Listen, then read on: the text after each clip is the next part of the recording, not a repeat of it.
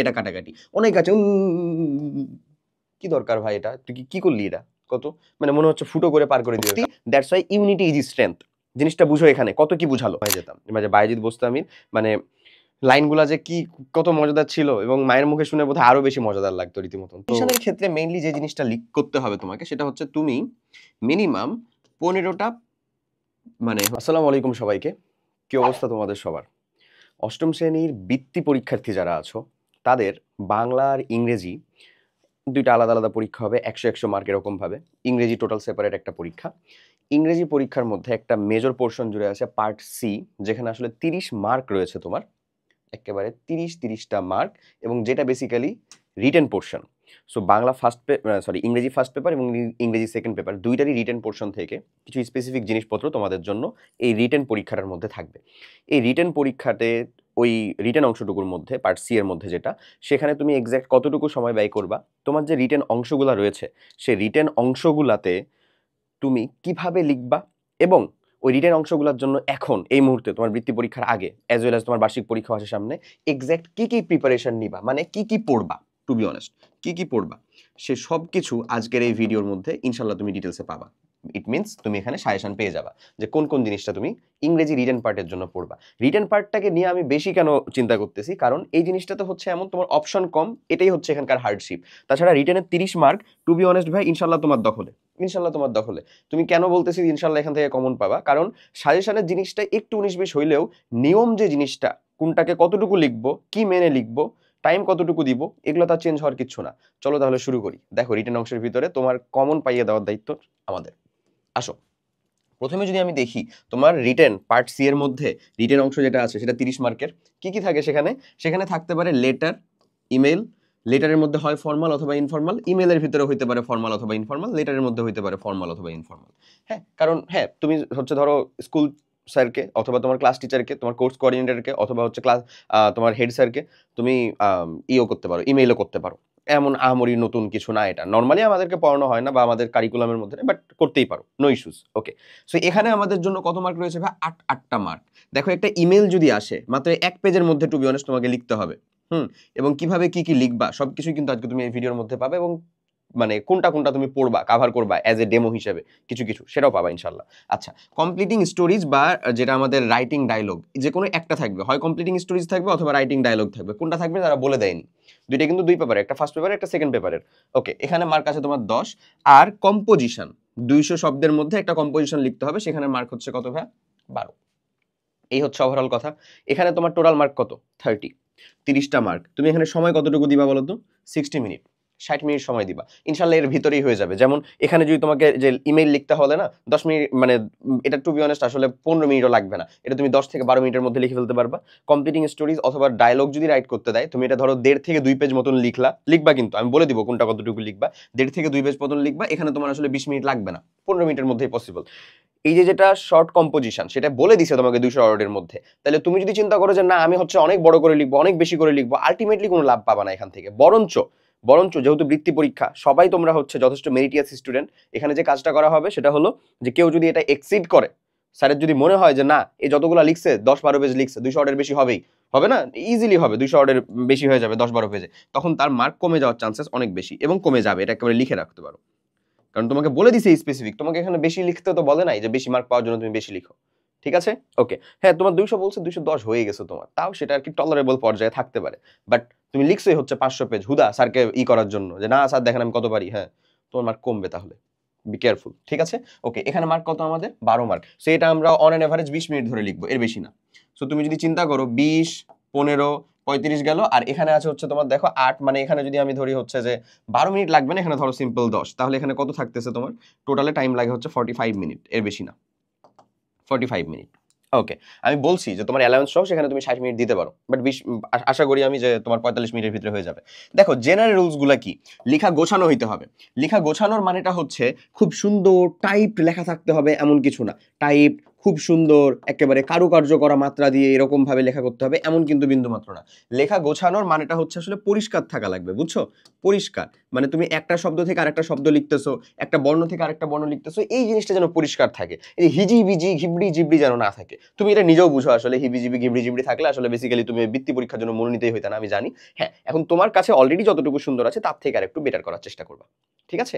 আর আরেকটা জিনিস, কাটাকাটি, এটা নিয়ে সব থেকে বেশি প্যারা খাও, বিশেষ করে বাচ্চা কাচ্চা পোলাপান। দেখো কাটাকাটিটা কখনোই হচ্ছে একটা কাটের বেশি দিবা না, আর এত বড়ও দেওয়ার দরকার নেই। জাস্ট কাটাকাটি হয়েছে না, একটা কাটে কেটে দিলা, শেষ। এটাকে একটা শব্দ বা এটাকে একটা এন্টিটি মনে করে পরিষ্কার করা, পরিষ্কার করো। দেখো এটাকে একটা এন্টিটি মনে করে তুমি রাখো, যেন এটাকে ধরাই না যায় এটা কাটাকাটি। অনেক আছে কি দরকার ভাই, এটা তুই কি করলি এটা কত, মানে মনে হচ্ছে ফুটো করে পার করে দিবে কাগজের পেপার। দরকার আছে এত কিছু? তোমরা বড় হচ্ছ তো, একটু এগুলাকে ধরে রাখবা। ওকে, এরপরে আসো নিয়ম ঠিক রাখা। নিয়ম মেনে লিখতে হবে ভাই। ইমেল তুমি 4 পেজ লিখতেছো, রচনা তুমি লিখলা আধা পেজ, কি লাভ হইলো? কিছু কিছু করলি? উল্টা করলি রীতিমতন। কমপ্লিটিং স্টোরিজে লিখছিস হচ্ছে ডায়লগ, কোনো গ্যাপ নাই, কোনো ইস্যু নাই, কোনো ক্লাইম্যাক্স নাই, কোনো হচ্ছে যে মোরাল নাই, কি লাভ? হবে না লাভ। সো নিয়ম মেনে তোমাকে লিখতে হবে, নিয়মগুলো জানতে হবে। ডায়লগ লিখতেছো তো লিখতেছোই, কোনো কথা নাই। ডায়লগে লিখতেছো আজকে সকালবেলা তুমি রুটি দিয়ে কি খাইছো, ডায়লগে লিখতেছো তুমি যে সকালে ঘুম থেকে উঠো নাই কেন, অথচ তোমার ডায়লগ হচ্ছে যে ধরো মানে মনে করো নাও এই যে ডায়লগটা ছিল মনে করো নাও তোমার কি বলবো, যে তোমার ফ্রেন্ড অসুস্থ সেটা নিয়ে, তোমার ফ্রেন্ড অসুস্থ সেটা নিয়ে তুমি হচ্ছে যে ওকে চার্জ করতেছো, তুমি রাতে দেরি করে ঘুমাইছো কেন, তোমার অন্য ফ্রেন্ড অসুস্থ। ওগুলো তো অপ্রাসঙ্গিক কথাবার্তা লেখার দরকার নেই, এজন্য এখানেও লেখা আছে প্রাসঙ্গিকতা ঠিক রাখা, ধরে রাখা। ধরে নাও তোমার আসছে জার্নি বাই ট্রেন, তুমি লিখতেছো তুমি কমলাপুরে রাত 4টার দিকে যে লাইনে দাঁড়াইছিলা ট্রেনের টিকিট কাটার জন্য, তোমার বিকাশে টাকা ছিল না, তারপরে দৌড় দিয়ে গেছো, বিকাশের দোকান খুলে না, এগুলা। আরে তোর জার্নি বাই ট্রেন, তুই জার্নির টাইমে হাইয়েস্ট বলতে পারিস যে অনলাইনে টিকিট কাটার জন্য একটা প্যারা খাইছিস, বা অনলাইন হওয়ার জন্য একটা সুবিধা হয়েছে, লাইনে দাঁড়িয়ে থাকতে হয় নাই, এরই কথাই শেষ। তুই লিখছিস লাইনে দাঁড়িয়ে থাকার কালে কোন ভিক্ষুক এসে তোর কাছে টাকা চাইছিল, তোর কাছে খুচরা ছিল না, তাই ও তোকে 2-4টা অভিশাপ দিয়ে গেছে, তারপরে হচ্ছে তুই বিকাশের দোকানে যা তারপরে টাকা নিয়ে এসে তাকে ক্যাশ আউট করে তাকে হচ্ছে টাকা দিছিস। এগুলা তো লেখার দরকার নেই ওখানে। ধরতে পারতেছো তো কি বলতে চাচ্ছি? এই 3টে জিনিস হচ্ছে জেনারেলাইজ নিয়ম সবার জন্য। চলো একটু ভেতরের দিকে ঢুকি। ওকে, চলে আসো। আমরা যদি বলি হচ্ছে লেটার বা ইমেল, লেটার বা ইমেল নর্মালি 3 ধরনের হতে পারে। একটা হতে পারে হচ্ছে ইনফর্মাল, যদি ইনফর্মাল লেটার বা ইমেল হয়, ঠিক আছে? সো তাহলে ইনফর্মাল লেটার বা ইমেলের ক্ষেত্রে আমি বলবো ধরো এটা খুব মানে সাধারণ ইনফর্মাল লেটার বা ইমেল যেগুলা সাধারণভাবে হবে। ধরে নাও হচ্ছে তুমি চাচ্ছ যে বন্ধুকে মানে বন্ধুকে ছুটিতে কি করবা সেই রিলেটেড জানিয়ে একটা লেটার লিখতেছো। ছুটিতে কি করবা, ছুটি কিভাবে কাটাবা, তোমার স্কলারশিপ পরীক্ষা হয়ে যাওয়ার পরেও বেশ কিছুদিন তুমি ছুটি পাবা, ছুটি কিভাবে কাটাইতেছো সেই রিলেটেড ধরো একটা আসছে এতটুকু, যেটা বললাম যে তাহলে ধরো ছুটিতে মানে লেটার ইনফর্মাল লেটার যেটা বলছো যে বন্ধুকে ছুটিতে তুমি ছুটি কিভাবে কাটাবা, এটা একটা ইনফর্মাল লেটার হইতে পারে।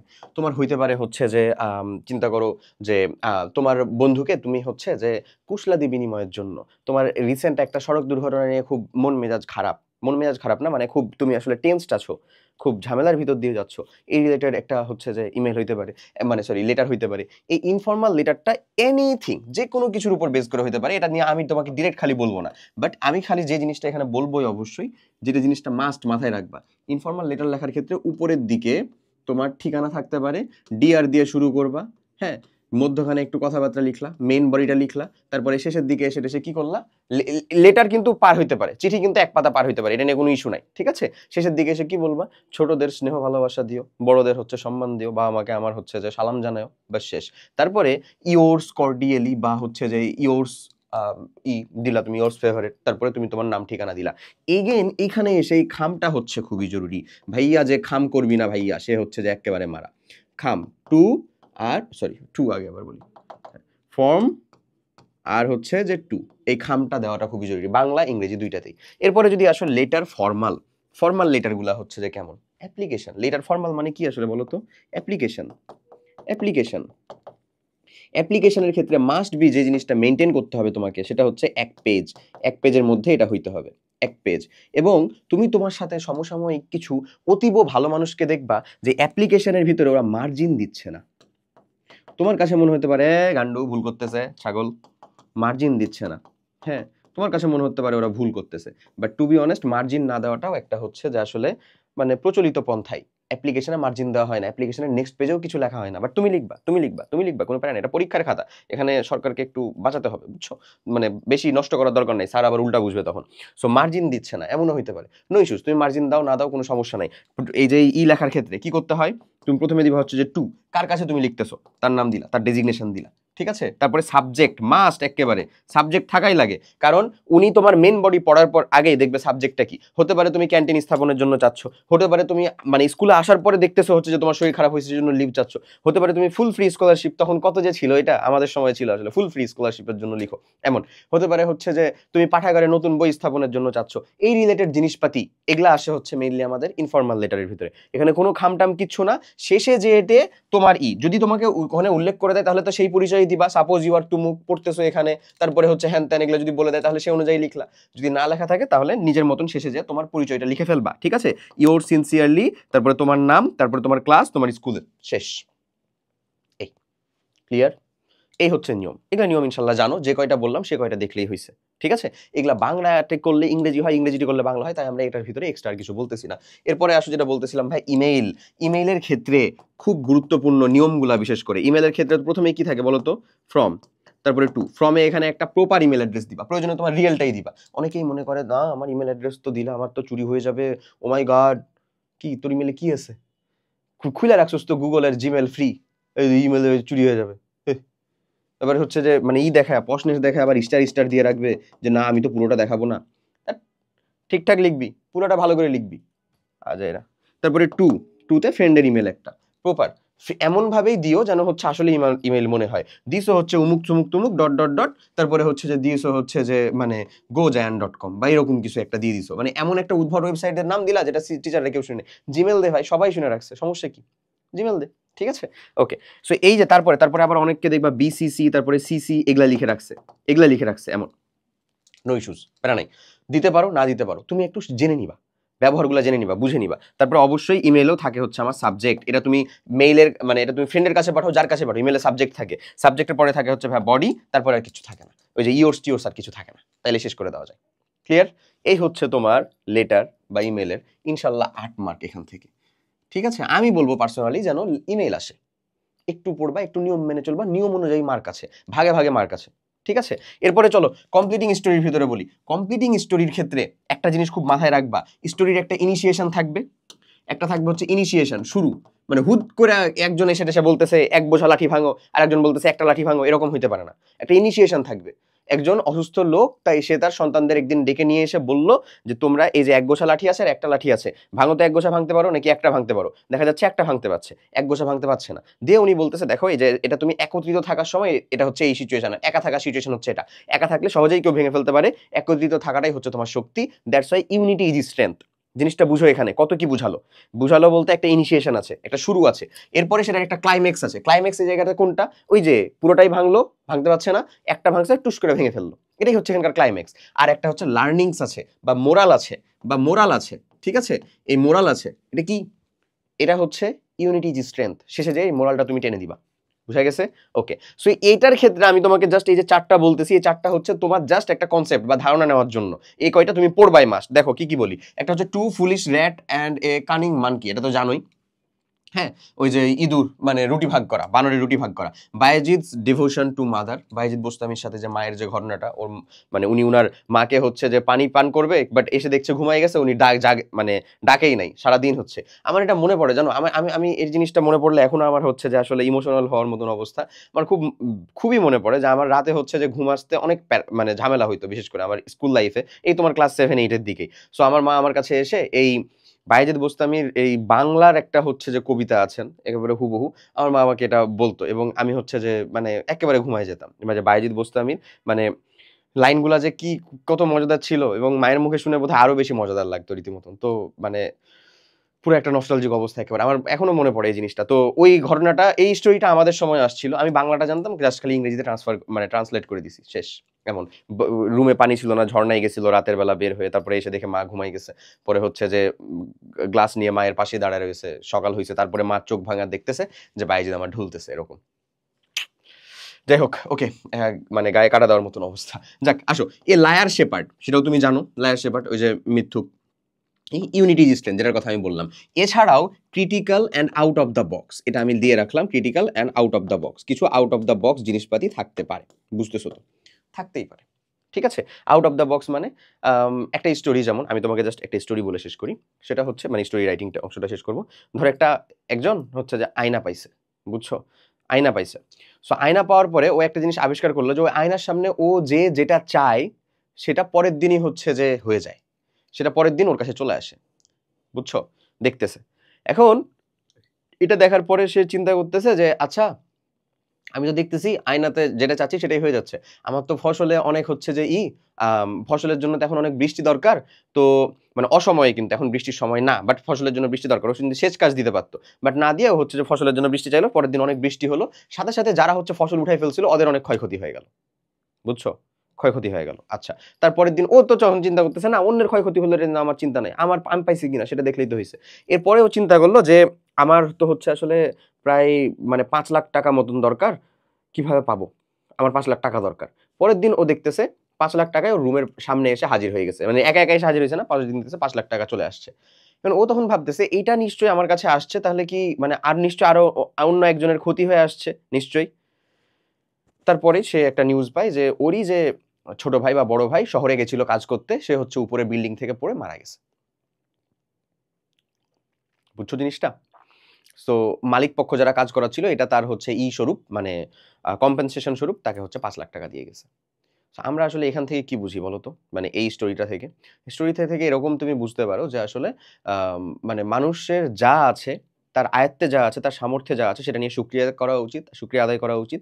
এবং তুমি সবসময় অন্যের খারাপ চাইলেই হচ্ছে অন্যেরটাই খারাপ হবে না, খারাপ কারো হবে, সেটা তোমার সাথেও হতে পারে, ব্যাপারটা এমন, ঠিক আছে।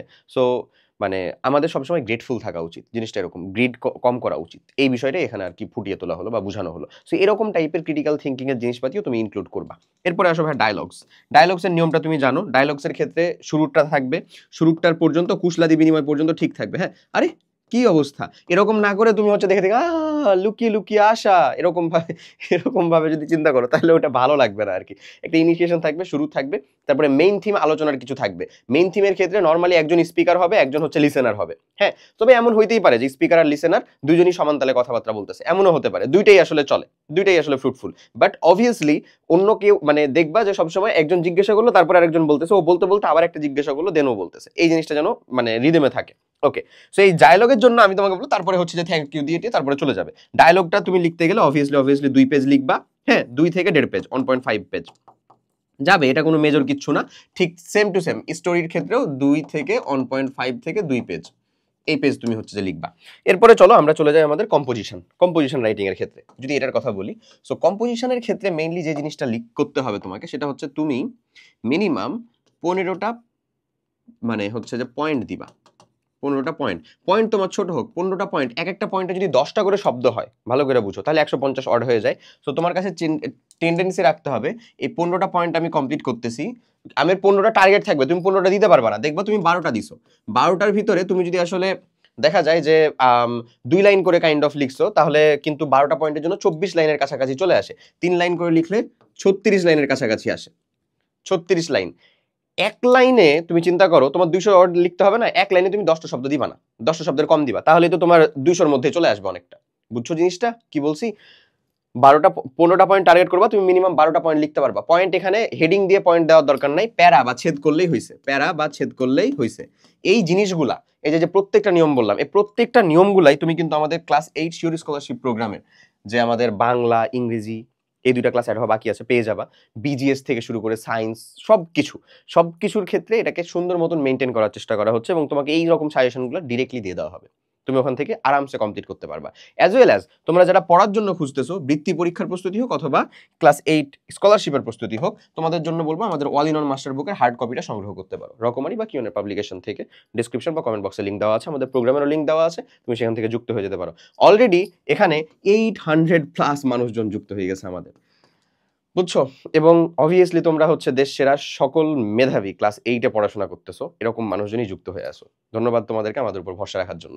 আসো যেটা বলছিলাম সেটা হচ্ছে তুমি তাহলে জিনিসটা টার্গেটে নিবা কি 15টা পয়েন্ট 12টা পয়েন্ট মিনিমাম দিবা, 3টা লাইন করে দিলে 300 মানে 36টা লাইন হবে তোমার। 36টা লাইনের ভিতরে প্রত্যেকটাতে চেষ্টা করবা 5টা থেকে 8টা শব্দ দেওয়ার, প্রত্যেক লাইনে 5 থেকে 8টা ওয়ার্ড। তাহলেই তো তুমি বুঝতেছো তোমার 200 শব্দের মধ্যে হয়ে যাচ্ছে এবং তোমার একটা স্ট্যান্ডার্ড হবে এবং বিলিভ মি 12-র মধ্যে 12 মার্কই তুমি ইনশাল্লাহ উঠাতে পারবা, লেখা যদি পরিচ্ছন্ন এবং গোছানো হয়। চলে আসো আমরা কি কি পড়বো।